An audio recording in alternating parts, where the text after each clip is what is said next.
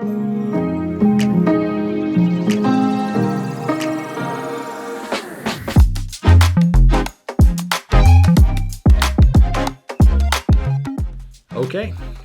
so this is a fly pattern that I've used a lot when I need to pare things down and kind of just get more natural. And it's kind of a Scandi style tube fly. I just call it a Scandi swinger. And basically it kind of represents, just a small bait fish in the water. And again, I'll tie this in right now in a white and gray look, kind of a real, emerald shiner or something like that look. But it is definitely a pattern that you can adapt to a wide range of colors. Olive and yellow has been a really good combination as well. So I'm just going to start with some holographic ice dub.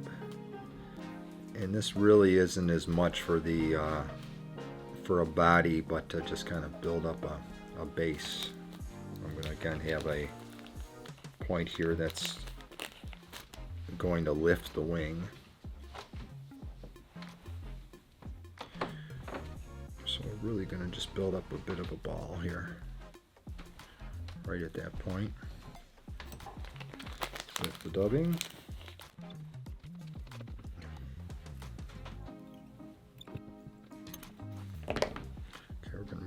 The mandrel. We're going to add a cone onto there. And what the cone is going to do is, again, create a bit of a ramp to allow the wing to stick up and not get in the way of the hook, and allow it to move better in the water. And it add a little weight to the fly, so you can drop it down into the water column just a little bit faster. It's one thing I really like using tubes, but the surface area of the tube does have a tendency to keep it more buoyant. And if you need to drop that fly down a little quicker, using a little weight in there definitely helps. So we're going to just start with some either white Arctic fox or fin raccoon. And again, don't get caught up on the colors. This is really can be olive or yellow and olive's really good combination.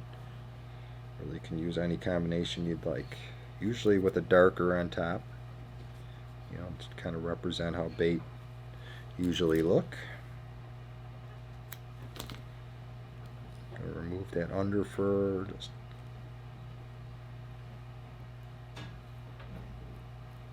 attach that down. And that's the starting point there. Now I'm going to add to the side. This isn't going to, it's more on the side of the wing, but we're going to add 3 or 4 lengths of lateral line.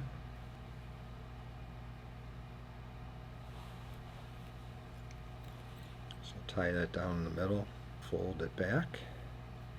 I think anytime you're trying to tie a bait fish pattern, it is just so critical that there be a little bit of flash in there, so that when the fly turns angles, catches the light. If you ever see bait in the water, when it changes angles or when it turns, catches light differently, makes it show up, makes it disappear, depending on how the light's hitting it. I think having flash in the fly to represent that is important.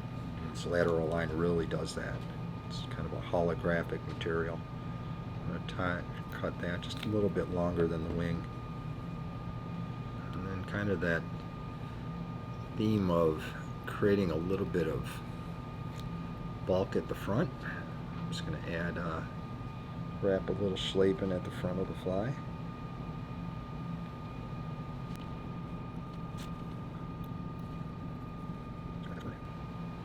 So usually the color of the schlappen will match.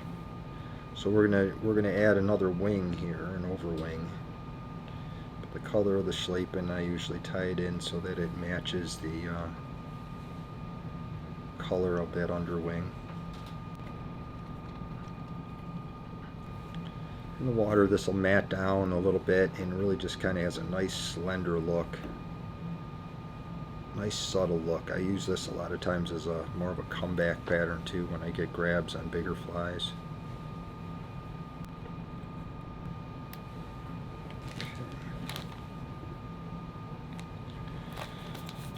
Then for the overwing, just going to use some gray Arctic fox or fin raccoon, and I'll make the top wing just a little bit longer than the bottom wing. Get rid of some of that under fur.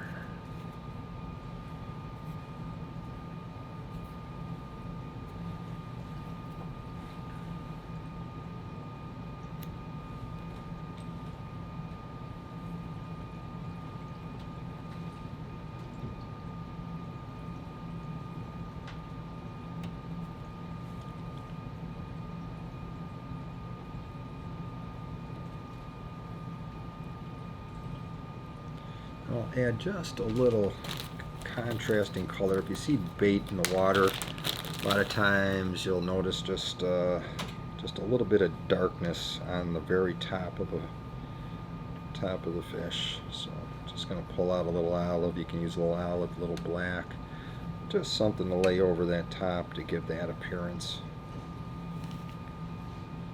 of that darker line that you see. And make sure that this is the same length or a little longer even than that upper wing. Just add that so it's right on top. I mean, between marabou, bunny, Arctic fox, three materials that really move so well in the water, especially when you're swinging flies. You just want to have that movement, enticing movement, so that you can get that without adding any additional movement to the fly. I'm just going to finish that off with a small head. Finish that down.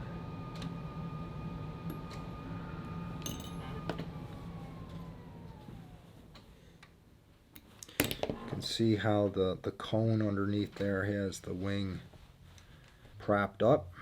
When the water hits that, it'll flatten out, but it'll still stay above the tube, above where the hook is, and allow that wing to really move in the water. Let's cut that down. There you go. The Scandi style swinger. Great pattern here in the Great Lakes. Used it out west as well. Wide range of applications. You can use it for smallmouth trout, but it's really, really good steelhead fly. And you can really, I got this one tied, maybe a little bulkier than some of the ones I'll tie. Sometimes I'll tie them a little more sparse for real clear water conditions, and really adjust it out that way. So there it is.